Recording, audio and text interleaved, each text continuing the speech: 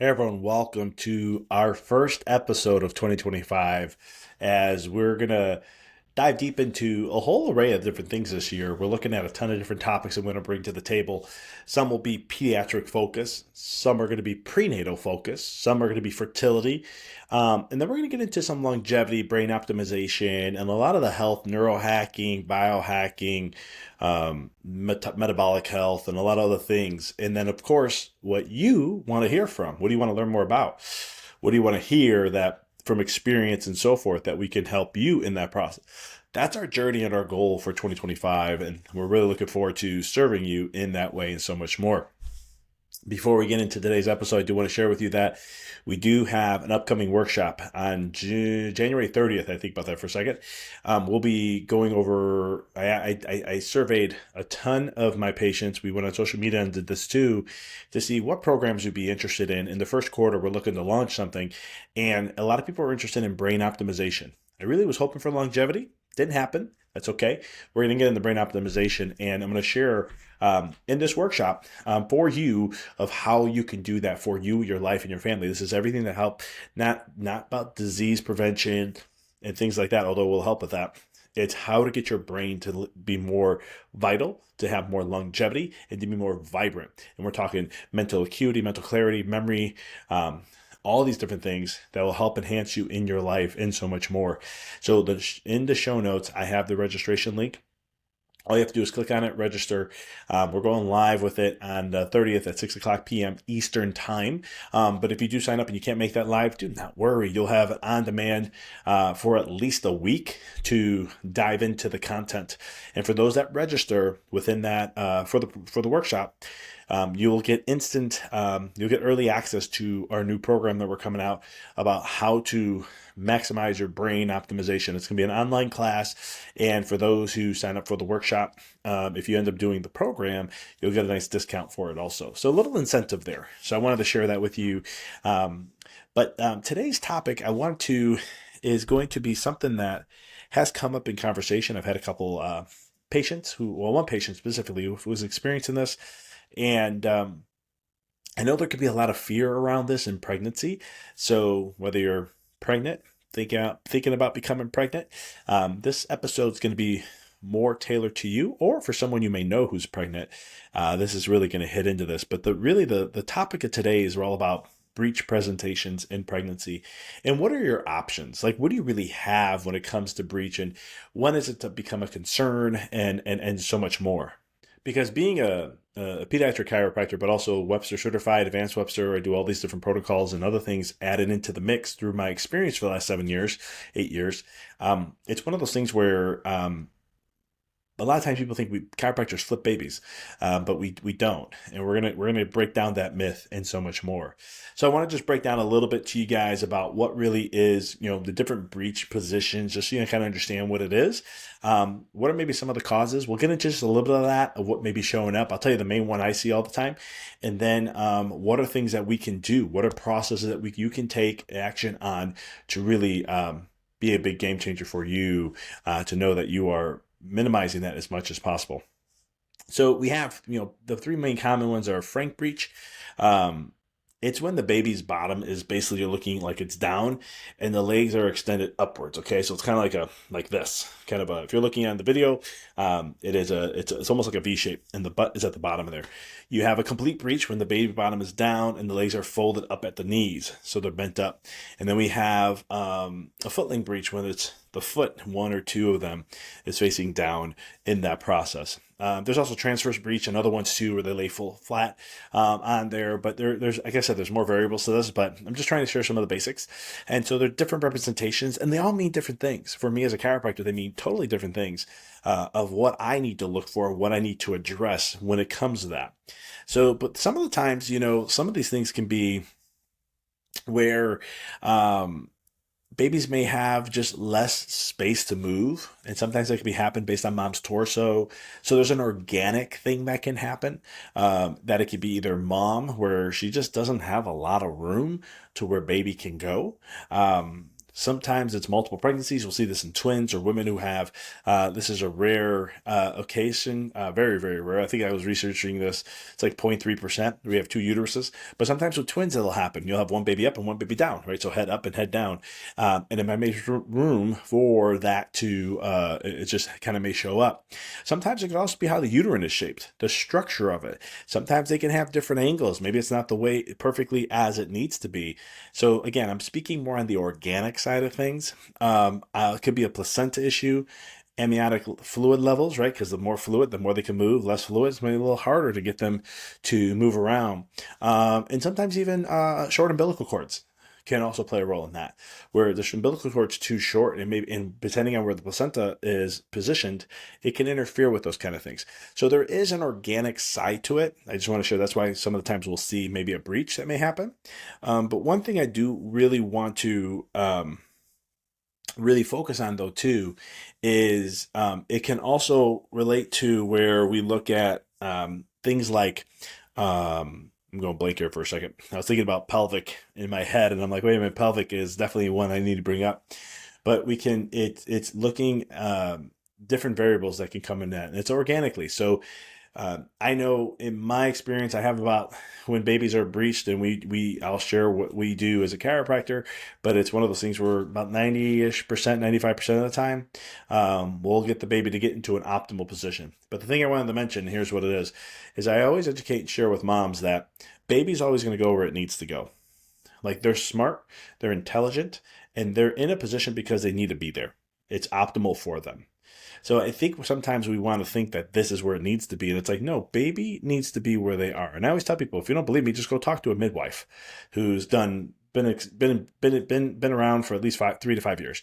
They're going to have a lot of births that they've gone through, and they'll share the stories, like, because in the birthing world, it's all about LOA. It's what I was always told, too, where it's like, that means left occipital anterior, which means the left side of this bone in the back of the head, right behind the ear, is facing right out through mom's belly button, or down in the pelvic area, pelvis area. So it's one of those things like that's optimal position. And I agree, it's textbook optimal position. But babies are going to come out the way they need to. They're going to be in position the way they need to.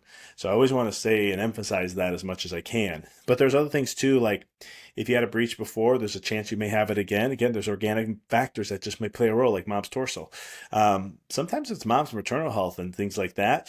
But I think those are the big ones. Some people say it's also the pelvis. Like a new thing that I've seen over the last 7-8 years is they do ultrasounds to see how big the baby is, and they look at these ultrasounds and they'll say like, oh yeah, baby's getting a little too big. I've had moms who've had C-sections because the doctors told them they have to have it because the baby's going to be too big, or because it was trying to come through the pelvic canal, the vaginal canal, the birth canal, and they were having issues and it wouldn't fully come through, and they said it's because the baby was too big. They put it back, they pushed it back in, and then had a C-section. So I think about that when the mom went through that, and I'm just like, that's not the case. There's something I learned early on, and it's just the way nature works, is that it'll never create something in the body for mom that it can't go through the pelvic canal. Now, are there small percentages where that may be true? Yeah, probably. I bet there's going to be. It's just numbers, right? Nothing's 100%. But I would say majority of the time, it's not. And I've seen it so many times where moms would be feared in, saying the baby's too big, ultrasound showing it. It's 8-pounder already. We still got 4 weeks to go. And then the baby's born and it's like 7 pounds. And it's like 2 pounds off. And yet they had a C-section. So I want to just share that. I won't get too far into that topic. That's a whole nother podcast episode on itself. But so I want to really emphasize this part, that there are sometimes organic reasons why baby may be breached. And so there's a lot of variables to these kind of things. I've had it where mom, I'll never forget, I was Webster trained early on. So I was helping a lot of moms. And when we had a breach, it always ended up, in this part of my career, we never had a baby that didn't, I'll share what we do, because I'll share, we're going to get into what are the things you can do for this. But I never had it. It always worked out. And then I took some advanced training. I was so excited when we finally had another mom who was breached, I was like, we got you. I had a great success rate already with just Webster. Now I'm going to have advanced techniques we're going to do, or more additional stuff that we can do. And we're going to be able to help this pelvic. We're going to get things to change. And that baby went from footling breech to transverse and never went head down. And I was very frustrated. I was very disheartened on this. And after baby was born, we talked to mom. Mom was like, that's perfectly fine. Baby had a short umbilical cord. She couldn't go fully down. I was like, based on where the placenta was positioned, short umbilical cord, she was never going to be able to go head down. And so I was like, okay, I'm not going to beat myself up too much on that one. So that's what I'm trying to share. There's a lot of variables to this that may play a role in that. Now, I want to get into some things that you can do, all right, that is really, really good if you are worried about breech and or are in breech positioning for your baby, okay, or what we call fetal malposition. And so I want to be very clear about this. The first thing I'm going to mention is chiropractic. It is the best thing that you could do. I always tell moms, before you even think about getting pregnant, get chiropractic care. You want to prep the house to make sure it's all ready to go for the guests to come in so it can have a very enjoyable experience through that. Plus, it's going to make your experience less stressful. All the things that they talk about what you may experience through pregnancy, it minimizes that. No guarantees to clear them all out, but it will minimize like morning sickness and fatigue and energy lows. Now, there's other things you can do for that too, but the key factor is it minimizes all these things. It reduces the labor and birth stress on baby and mom. It helps with trimester 4, which not a lot of people talk about. And so these are all variables that will help with. And this is why chiropractic is critically important before the planning stages. But if you're already pregnant, we can help there too. So we have a technique called Webster. And Webster Technique is a specific chiropractic analysis of the sacrum. And we're looking how the sacrum is in position. And then we're looking at musculature and ligaments around the area and how are we going to help position the pelvis and sacrum to be in the most optimal state. Because when we can get things better in alignment, then all of a sudden baby will have more movement. There's less restrictions on baby. And usually this is why people say chiropractic turns babies, but we don't, because our approach is pelvis and sacrum and soft tissue around the area. So when we work on that sacrum, which is an upside down triangle bone, and then work on the pelvis, you have to understand in the uterus, there's many ligaments that attach to it. A lot of women think of the round ligament. That most pregnant women I work on, they usually know what the round ligament is. And if you think of like a hot air balloon, it's ligaments that come from the top portion of the first third of the uterus, attaches down to the pubic bone. So this can deviate or tilt, right, if one's tighter than the other. There's another one in the pelvis called the broad ligament. I'm using my hands as an example, but imagine your uterus in the middle, and you have these finger-like projections that attach into the pelvis. So if your pelvis is rotated in some way, shape, or form, those broad ligaments can be shifted and it can twist or turn that uterus a little bit to make it, just to have some tension on there. And so this is why when chiropractors, and I can't tell you, when I was adjusting a mom mid-20, 28 weeks roughly. And it was one of those things where she got an adjustment. We did Webster. We did all this stuff we do. I see her the next day and we're having a conversation and she's like, I don't know what happened, but that night, this little guy, she's having a boy, they were jumping and dancing. I couldn't barely sleep. It was so much movement. And I'm like, that's called a happy baby. I'm like, we do hear that from time to time. But it's one of those things where when we can do those kind of things, it helps with them to create more room. And it allows them to then be able to move the way they need to. And then they'll go into a position. Because remember, like I said, they're intelligent. They go where they can and they know what they can. That's why when they get adjusted, they move a lot more. And as my moms who were with me for 10, 12 weeks, 14 weeks into adjustments, when they get into those 30 weeks, it's always funny when I'm adjusting them and doing things, they'll feel the baby moving even more after like we got through some of the adjustments. And I'm like, because there's some micro changes we're still doing. And they know that they can do that. So they can move more. They can dance more. They're excited. And so it's one of those things because like I know like sometimes working with midwives, they'll like measure your kicks, count how many kicks your baby has. And so I always remember when my daughter was, my wife was pregnant with our daughter, she was a kicker. I thought she'd be a soccer player. I mean, she would get all her kicks in within the first like 2 minutes, like how many they wanted. And I was always like, this is fascinating. They gave us a huge window to do it. And she was doing like in 1 to 2 minutes. One of the reasons is she had good, proper alignment. My wife's been adjusted for over 13 years, so she had good alignment already in the pelvis and the sacrum and all the work that we were doing and any complications that may show up, we were able to address those things and be able to help. And that's one of the big things that we were able to do with that. But the big thing I like to share with moms who are thinking about getting pregnant or who are, is that when you're in consistent chiropractic care, okay, I want to be very strong about that.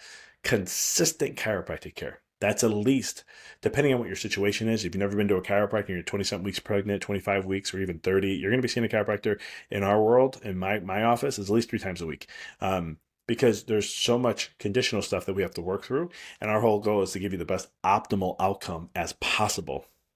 Okay, and it may go for 4, 6, or 8 weeks, depending on what is showing up. What's the severity? What are the symptoms? What are we finding?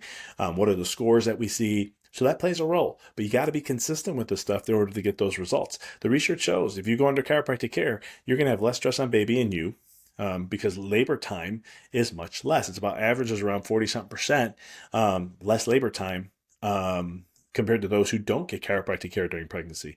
So it's a very vital, important reason why to get adjusted during pregnancy and so much more. And one of those is it's going to help with if your baby's in a fetal malposition, as we do focus on the sacrum and the pelvis, we help to get things better in alignment, which opens up space and allows them to be able to move a little easier. Again, our approach is not on the baby, it's all on mom and her pelvis and all the soft tissue that relates around that. And because of that, that's how it makes a huge change and a difference.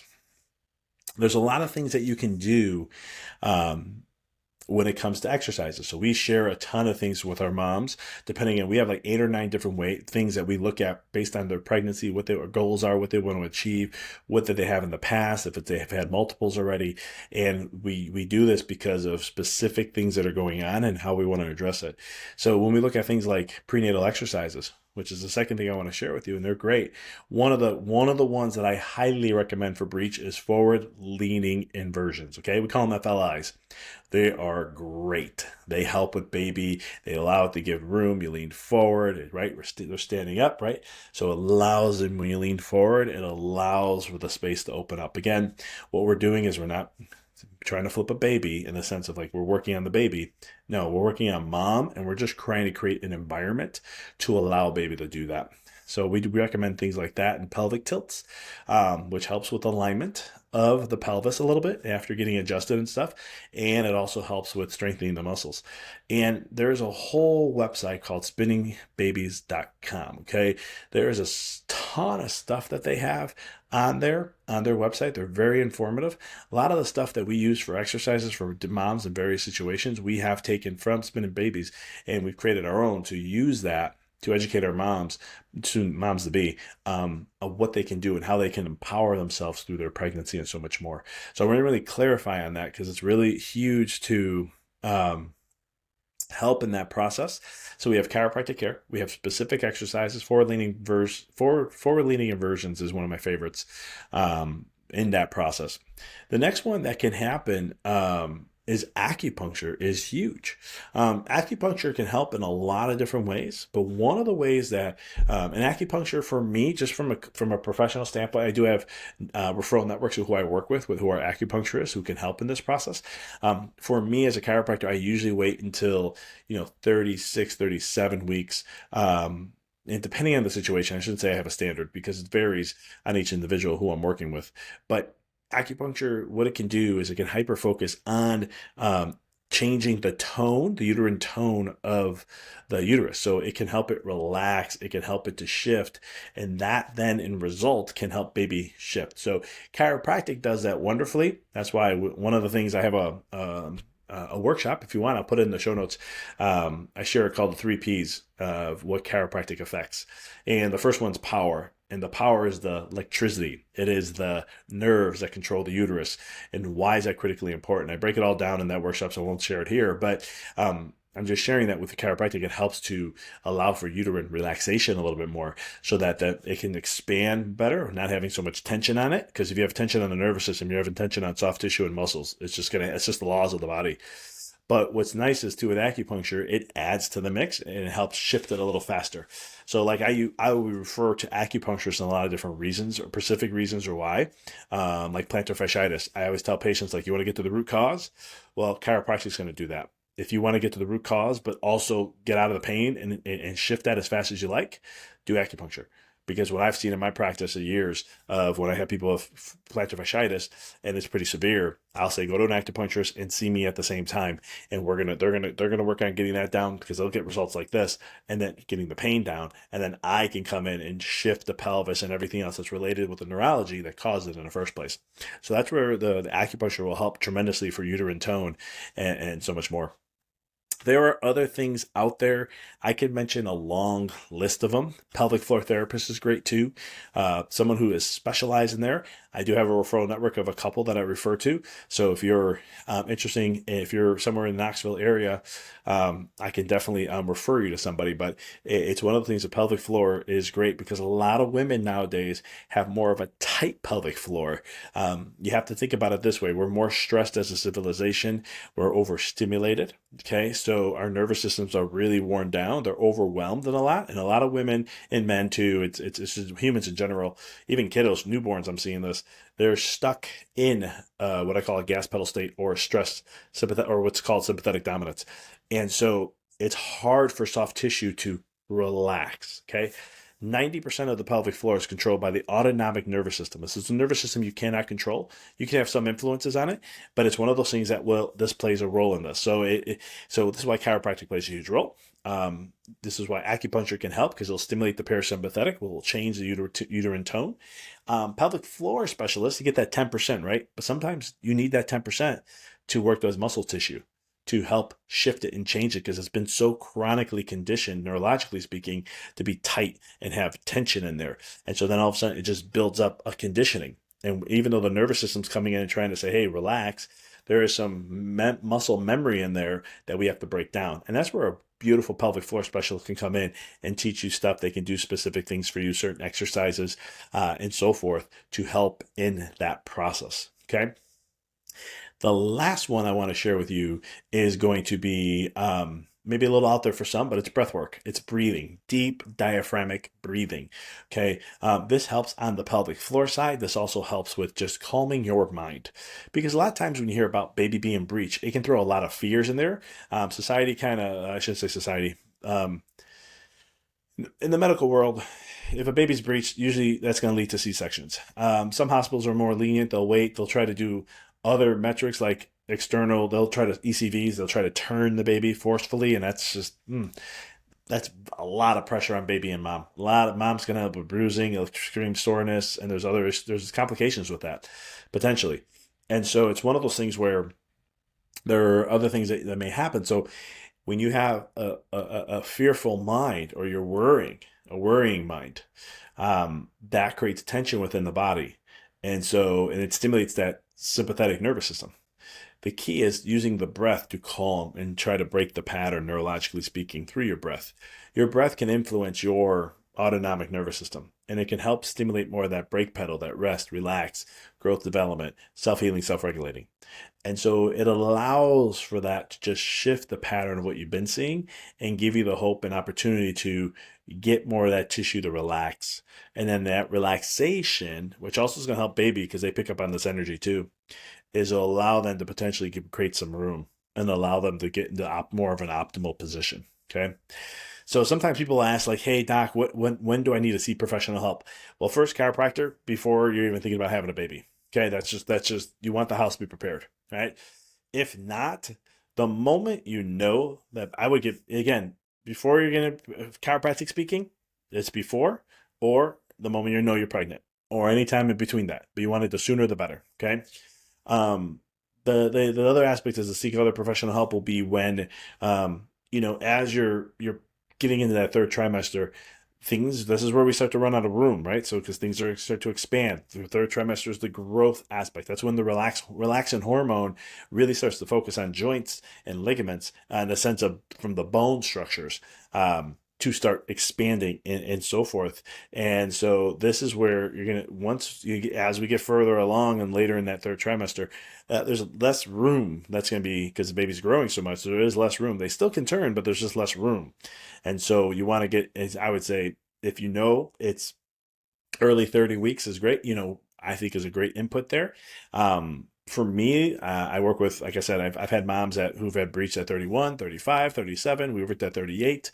It's one of those things that Once we get to 38, 39, 40, again, like I said, you're running out of room. We can still do it. There's just some things that it may just be, it's going to be way more higher frequency to help in that process. Okay. So I would say my answer to that is within roughly the third trimester, you want to start to really hyper focus on this stuff. And I would say chiropractically, though, just from my experiences and what I know, it's one of those things that you want to get in beforehand, or once you know you're pregnant, start getting adjusted. It helps every phase of the way, and also helps baby too, and so much more. So I know that breech, hearing that sometimes can be a scary thing. I hope this podcast helps you understand that it doesn't have to be that scary. There are many things that you can do, and I didn't mention all the things. I just gave you some of the big ones that I usually, the most common go-tos that can help you in that process, so you can let go of that fear. I had a mom one time. I was adjusting her all throughout pregnancy, even before. But I remember she came in 1 week, 31 weeks pregnant, and she comes in and she was just, you could just see she was crying. I saw a sense of fear. I could feel the energy of it. And I'm like, hey, is everything okay? I was just coming out of one of my adjusting rooms and I was about to hop in another one. And I just saw her really quick. And I was like, are you good? And she's like, no, my baby's breached. I'm like, you know what? I'll get you right in this room. Just go ahead and I'll talk to you in a minute. So I adjusted my next patient, went in there, and she was like, I'm breached. Like, I'm scared, worried. I don't know what to do. I don't know. What can I do? And I said, we're good. We got this. And she's like, you're very calm about this. I said, yeah. I said, you're only 31 weeks. I'm like, there's plenty of room in there to start moving things. Long story short, she wasn't having a follow-up checkup for 2 weeks. We adjusted as is. I didn't change the frequency or anything. She comes back in 33 weeks. She comes in so excited. She's like, Dr. Vic, you flipped my baby. I was like, I don't know about flipping the baby, but we created a lot more room to help it move. And she's like, well, of course, next worry is once it goes head down, can it go back? I said, not necessarily. I haven't seen that in my experiences. Once it goes head down, we're already doing the stuff to give it the optimal position and support it. So it's usually going to stay there. I've never seen in my experience where it would go back the other way.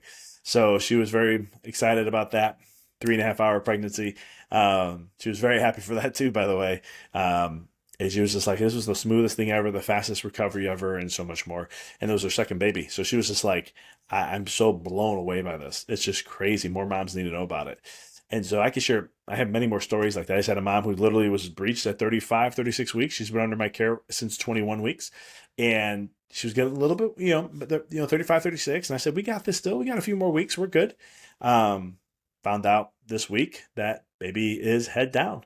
And so it's like, there we go. Now we just got to keep doing what we're doing and moving from there. So know that there's options. Know that there's many things that you can do. I shared some of them here today. If you're in the Knoxville area, definitely reach out to us, or in Morristown, in Morristown, Tennessee. Reach out to us, wellnesspathchiro.com. We're here to help. We're here to serve and to help you in your pregnancy journey and so much more. If you're out of state, just reach out to us and we'll connect you with somebody who is Webster certified, who does the advanced protocols, who maybe even perinatal certified, and be able to help you in your pregnancy journey, whatever's showing up, and so much more. As always, thank you. Please subscribe, like the podcast wherever you're listening to. If you could share a review wherever you're listening to, that'd be awesome. And last but not least, if you're pregnant or looking to be pregnant, check out our workshop, the power of the 3 Ps with chiropractic, and also look into our brain optimization workshop if you're looking to really optimize your brain function, longevity, and so much more. It's in the show notes. It's January 30th, and I look forward to hopefully seeing you there. Again, as always, it's Dr. Vic with the Wellness Path Podcast. I want to thank you for tuning in. Until next time, keep rocking and rolling.